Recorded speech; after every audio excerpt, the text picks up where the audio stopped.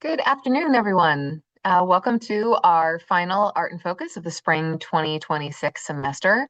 We are once again looking at an artwork that is on view as part of our special exhibition for which it stands, which will remain on view until July 25th. So if you have not had a chance to come to the Fairfield University Art Museum, you have plenty of time.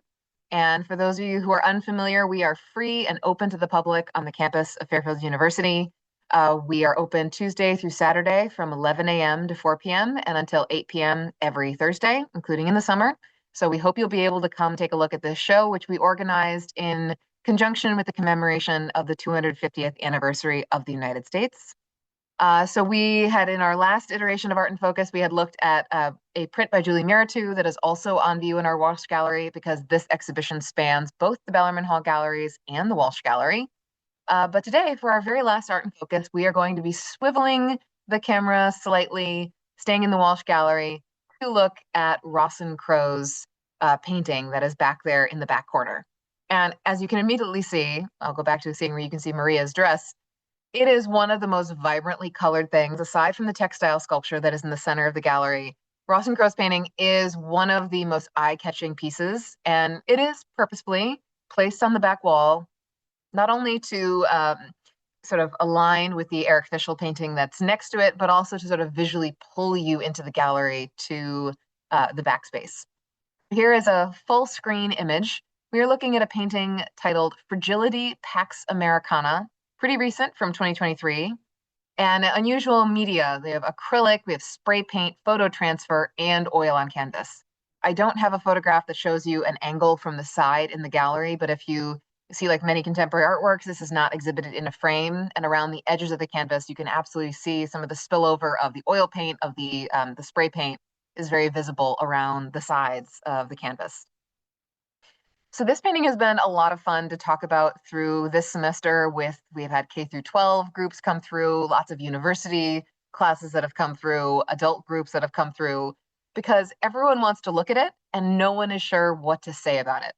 But the vibrancy of the colors, the way that the visual imagery that we're seeing is chaotically stacked up, and yet there seems to be some sort of a rhythm to it. People stand in front of it for a long time, and then they're not sure what it is they're pulling out. So just starting, we're going to look closely at the top half of the painting first. You have a chance to sort of let your eyes flow through this very psychedelic arrangement of colors and shapes. Now, in order for it to fit appropriately into the flag show, as we have colloquially called for which it stands at the museum, of course, there is the presence of American flags. You see one here at the upper left. But I wonder what you think these sort of bulbous shapes are. Are they bubbles? Are they balloons? A few of them have, the sort of edge at the lower left that might be where you would tie off a balloon, but others of them just sort of seem like ovoid spheres. They seem to have lots of colors reflecting off their surfaces. One of which at the left is carrying the reflection of the flag, but kind of even in a distorted fashion, since the flag is moving from left to right, but we see it top to bottom on that sphere that is floating underneath it. We see that aside from these spheres, which are floating ambiguously in, if we're going to call it a sky, we have transitions between pink and purple and hot pink to a region of more blues and whites in the center, and then back to pink and purple off to the right. And the lighting, if there is lighting, doesn't appear to be coming from one light source in particular. So we see these cacti, some of which are sort of the iconic saguaro cacti of the American Southwest, but some of them seem to be sort of fading into translucency or seen sort of in reverse, what is the word I'm looking for? In sort of like almost in a negative view as opposed to a positive impression. And it's really hard, I know we're only looking at the top half, really hard to get a sense of space. Like there is a very sort of compressed but layered effect that we are getting from the top half of this painting. The bottom half at least literally grounds us in the sense that we see where these cacti are rooted. And now we see there are other forms of cacti that are not the saguaro cacti with the branching arms, but are different various versions, including the ones that sort of look like a poof that you would put your feet on, or like a giant sea urchin, but I'm going to assume are also some form of cactus. If you are an expert in cacti or the flora of the American Southwest or other high desert scenarios, feel free to drop a line in the chat if you recognize any of these particular creatures. We see there are a few more of those sort of spheroid shapes floating around. The blue one that is off to the right, it almost certainly must be a balloon, right? There's that, just very clear, sort of almost triangular tail at the bottom that says to me balloon. But now we have a balloon that's not floating, but is lying limply sort of on the ground. There's another American flag off to the right. We can catch perhaps its reflection coming down to the area, not to the blue balloon, but instead to a balloon that is directly at the center of the canvas, all the way at the bottom. So I see red, white, and blue, like that's a reflection getting caught off that flag to the side. And then we start to notice some very strange inclusions in the bottom half of this painting. The giant Budweiser can, obviously, standing at a scale similar to the cacti. Okay, that seems maybe out of place. And then we notice there are other cans of coolers, cactus coolers. I can't actually read that exactly. The one Asian something that is underneath the large Budweiser can over to the left. But all right, so now we have maybe balloons, maybe bubbles. We have flags. We have cacti of varying species in some sort of landscape. And it's clearly not an average desert landscape because the ground where we can see it is, again, purple, pink, coral. There is still that sense of chaotic layering, shall we say. But we also have now some sort of elements of detritus. There are things that are piled in here that do not belong. I'm catching sight on the right-hand side, beneath the flag, a tabloid. I see the title "The Sun" in that red banner. Now it's reversed, it's backwards, as if mirrored. And you might notice that some other elements in here seem to be flipped or reversed, maybe because of the use of a photo transfer. But now we are adding not just cans, not just maybe bubbles or balloons, but now newspaper, or I don't want to call the Sun a newspaper, tabloids. The tabloid rags are being included here too. And I will also point out at the lower right, sort of merging into the cacti, we have smiley faces. So there is undoubtedly so much going on in this painting. Where do we even begin to sort of frame it in the context of what is it all about? Because of course, so often when we stand in front of an artwork, especially in a show like the Flag Show, we want to understand, what is this doing here? How is it responding to the other artworks around it? I often will tell folks that, sometimes the only breadcrumb that the artist has given you to go on, aside from the visual evidence that's right in front of you, could be the title. So actually, I'm going to back up a couple of slides to where I put the caption. Rosson Crow, she titled her painting Fragility, and then she put in parentheses, Pax Americana. And it has been very interesting over the course of this semester to see if visitors make any link between those two phrasings, because this is a title that has two parts. But even if we just consider the first part, fragility, we're looking at a desert landscape. The landscape of the high desert is a unique environmental or a unique environment. There are species there that are undoubtedly in a state of fragility, or that would be vulnerable to environmental degradation. And ask yourself, do you see in this painting any threats to this environment, anything that would make it fragile? So maybe the threat isn't coming from the American flags, but if those are balloons, for example, yes, they could be latex balloons, the kind you buy at the grocery store and you blow into. What if they were mylar balloons? When they fly into the spines of those cacti and they get punctured and they sink to the desert floor, what happens to them? They'll become trash. They are litter. They are going to be altering the environment that we're seeing. Similarly, if you are in a national park, if you're in the desert to admire the wonders of our natural landscape, you don't want to be running into a Budweiser can or any other soft drink can or anything else that people are bringing in and leaving in the natural environment. So just from the choice of title of fragility, I mean, I don't think that fragile is the first word I would associate with a painting that is so vibrantly colored. But once the artist chooses to give it that title, that's suggesting at least what is at the forefront of her mind. So we start there, fragility. And then that second phrase, putting it in parentheses, Pax Americana. And for those of you who are reaching back to a class on US history, you might have heard that phrase being used to describe the idea of a new peaceful global order following the end of World War II, because this in Latin would refer to American peace. In the ancient world, there was the phrase the Pax Romana during the period of the Roman Empire when things were fairly stable. Though, of course, there was always conflict and changes of borders. Pax Americana refers to specifically the post-World War II, sort of the second half of the 20th century. I'm sure an American historian could puncture that in terms of what was an American peace for this country or for indeed many others around the globe during that period.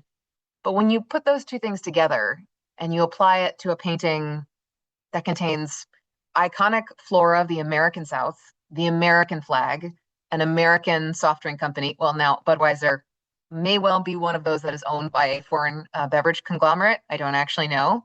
But these are sort of American symbols. Balloons, flags, happy smiley faces make me think of 1960s hippie culture, I'll admit.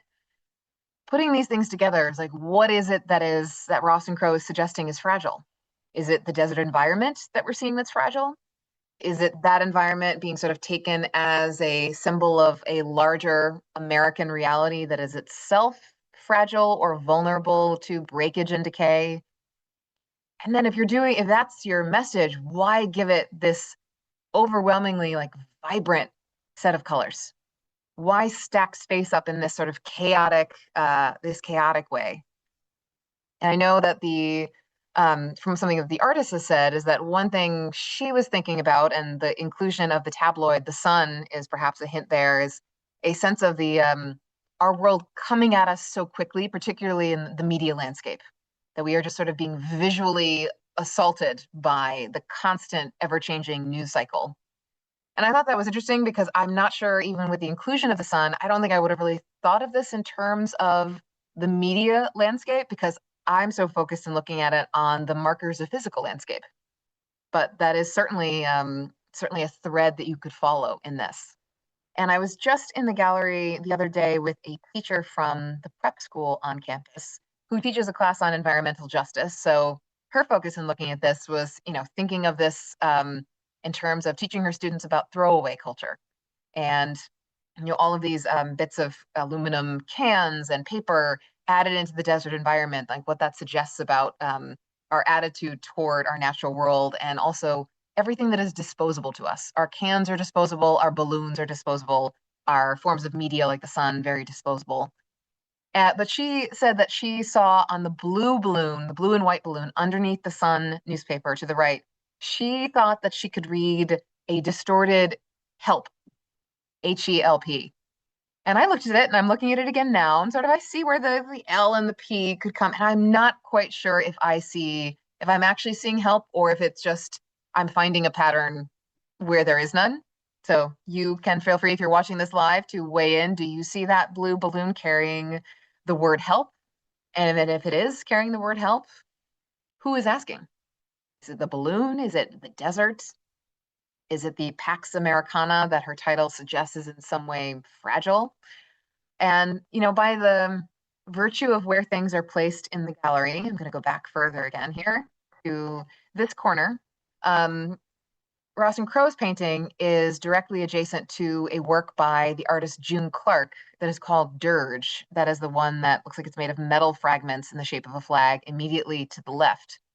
And my own students were assigned this semester to present, to choose and write visual analysis essays on different artworks in the show and then to present on them. And it just so happened that the students who were presenting on these two paintings, I'm sorry, June Clark's is made of individual pieces from mufflers, from car parts that the artist collected and then pressed out and turned into this assemblage in the form of a flag. Both of the students who spoke about these two works talked about it in terms of sort of fragility and decay or decline. And the student who was talking about June Clark's work, Dirge, he likened it, since these are car parts, to perhaps the artist looking at the United States as a great machine that is in some way degrading or decaying over time. And then the student who was talking about Rosson Crow's painting, also thinking about sort of the environment as something that may be breaking apart or at risk through this title, Fragility, at risk under assault in some way. And I did ask Carrie Weaver, who's our director and who curated the exhibition, many of the groupings in the gallery she chose specifically to position certain objects to respond directly to each other. And I asked her simply because it was at a corner, two walls intersecting. Is like, did you mean to put the June Clark with Rosson Crow's painting? And she said, no, that actually turned out to be sort of a happy accident.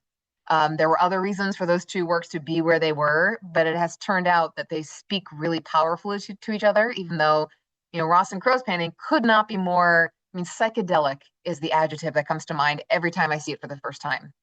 And June Clark, very befitting of an artwork titled Dirge, or sad, mournful tune, is the just plain colors of the metal muffler parts against sort of a canvas background.